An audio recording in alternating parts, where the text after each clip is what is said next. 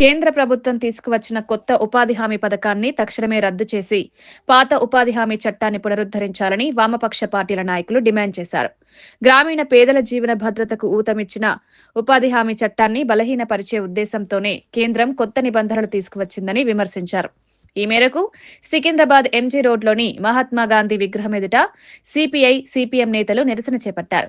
ఈ కార్యక్రమంలో వామపక్ష పార్టీ ముఖ్య నాయకులు నారాయణ, రాఘవులు సహా పలువురు నేతలు పాల్గొని నినాదాలు చేశారు.